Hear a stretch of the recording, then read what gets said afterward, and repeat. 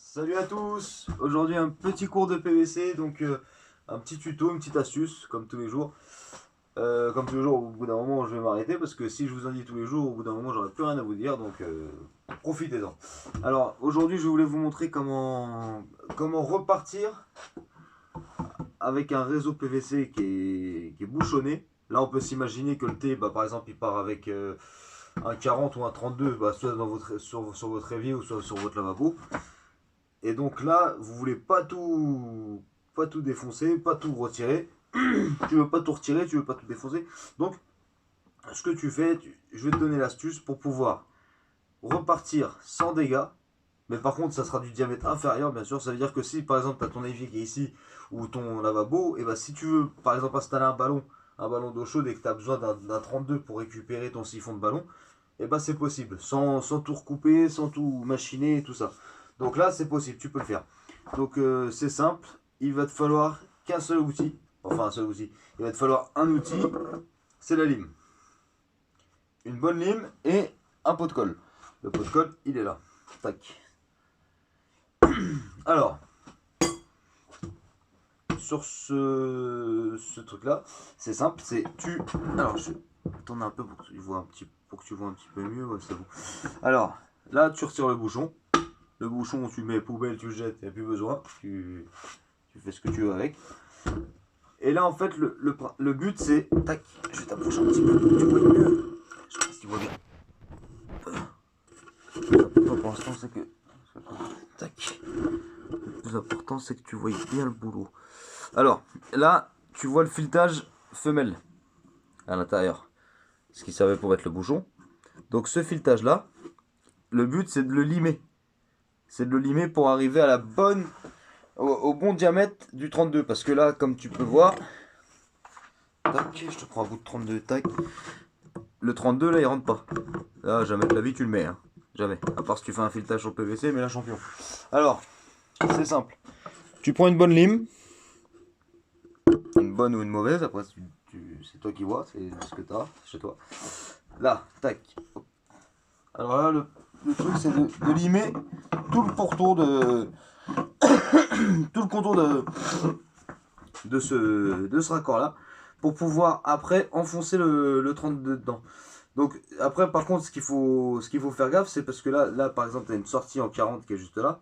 Il va pas falloir trop enfoncer le tuyau de 32 après à l'intérieur. Donc je vais te montrer ça. Bouge pas. Alors déjà, faut limer. Allez, je lime avec la main gauche. Pour pas que je te cache l'écran non plus.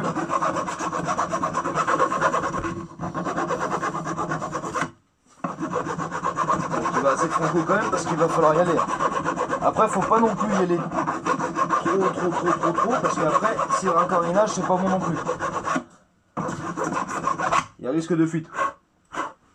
Donc, à chaque fois, tu vérifies un petit peu, ça te coûte rien. Ça te prend un peu de temps, mais on est là pour faire du bon boulot. Tu regardes, tu testes, tu vois si ça force ou pas. Hop, c'est pas bon, tu recommences, tu continues.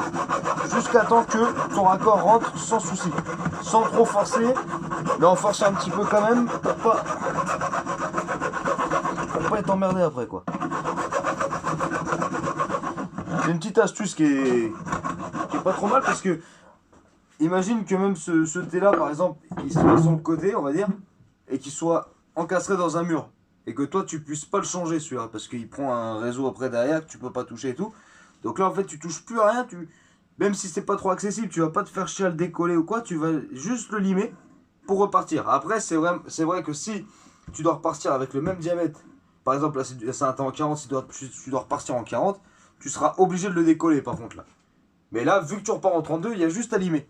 Ça fait moins de travail, c'est le même résultat. Hein. C'est le même résultat, c'est garanti.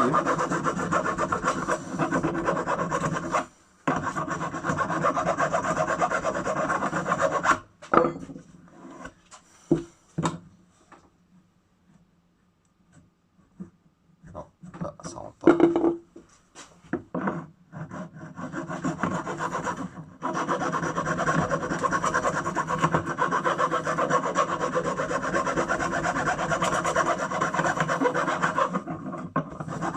Après, il y a des petits outils qui existent aussi, enfin, que vous pouvez vous fournir ou quoi, si vous l'avez déjà. Je sais pas si vous voyez les petites rémelles.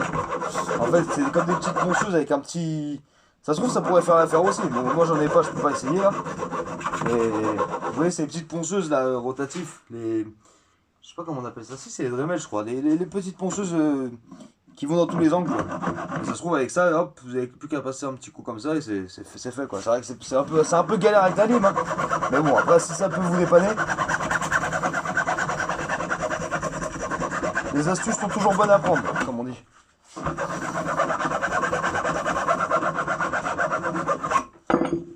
Hop. Là, vous voyez. Hop, par contre, là, c'est le tuyau parce qu'il bouge un petit peu. Voilà. Oh, c'est pas trop mal là, ça va y aller. Ça va y aller, ça va y aller. Après, vaut mieux prendre du temps pour pas faire de la merde. Parce que si t'es un acharné et que tu essayes de faire vite à chaque fois, bah là c'est mort. Là c'est sûr que si jamais tu te loupes, là t'es bon pour changer le raccord. Parce que même si tu mets une tonne de colle autour. Après le risque c'est pas surtout la fuite d'eau, c'est surtout aussi un collage qui est mal fait surtout.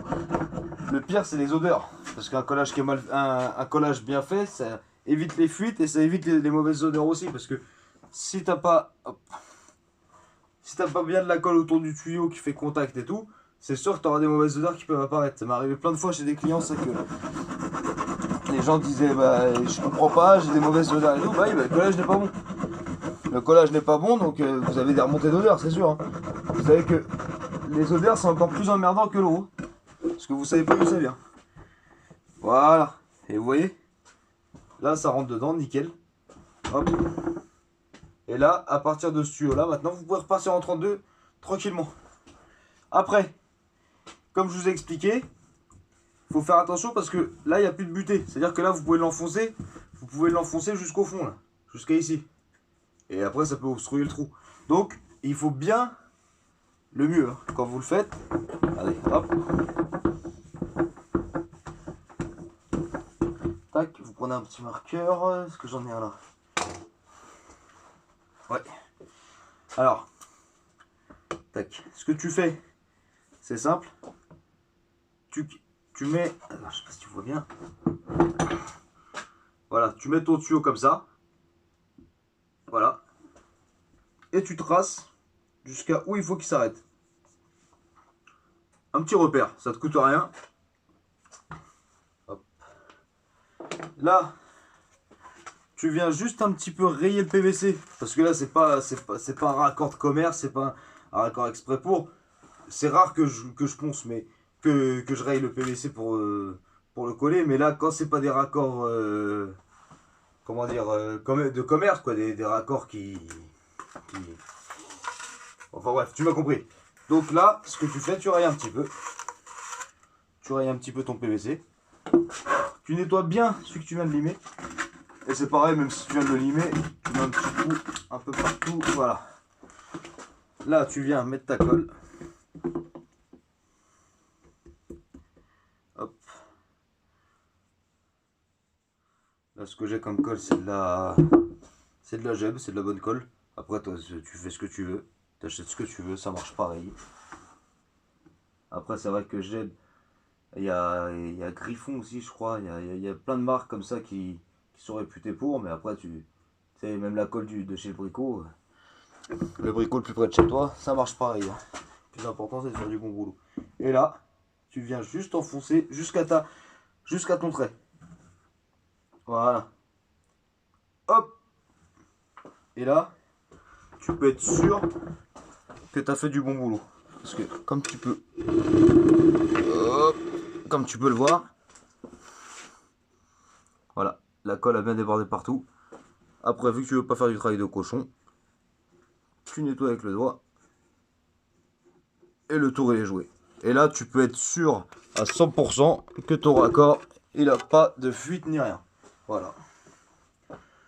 Donc, si ce tuto t'a plu et te sera utile, n'hésite pas à mettre un petit pouce bleu.